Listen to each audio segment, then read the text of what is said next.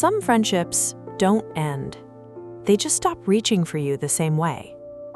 The replies still come, but later. The plans stay vague. And somehow, you're no longer the first person they tell. Nothing dramatic happened, which makes the distance even harder to name. It doesn't necessarily mean either of you stopped caring. Sometimes life just gets fuller. Sometimes attention moves somewhere else. And sometimes two people slowly stop meeting each other in the same emotional place. At first, every change feels too small to mean anything. A message sits unanswered a little longer. "We should get together" never turns into an actual date. You hear something important about their life after everyone else already knows. The conversations are still friendly. They just don't feel close the way they used to. So you start looking for the missing moment. Was it something you said? Did you expect too much? Are they just busy? Or are you noticing the distance because you miss what the friendship used to be? You keep looking for one clear moment that explains everything. But sometimes there isn't one. There's only a series of small absences. And eventually, you notice that the friendship still feels mutual in your memory. But in the present, you're often the one keeping it moving. You send the message.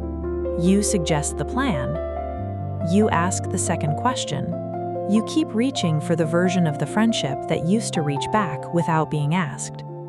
That's what makes this kind of change so difficult.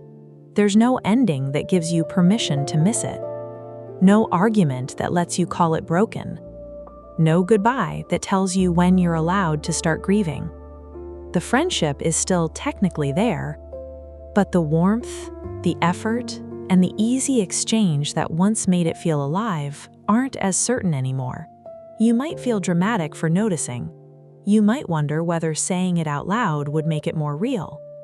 You might keep protecting the friendship from your own honesty because admitting the distance feels too close to declaring it over. But recognizing that something's changed isn't the same as blaming someone. You don't have to decide that the other person stopped caring. You don't have to decide that the friendship meant less than you thought it did. Sometimes relationships change because the people inside them change.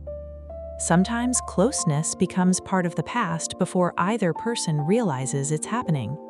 Maybe the friendship isn't completely gone, but the version of it you keep reaching for may already be behind you. You don't have to call it over to admit that it's changed. And you don't need an official ending to know that something you loved isn't arriving in the same way anymore.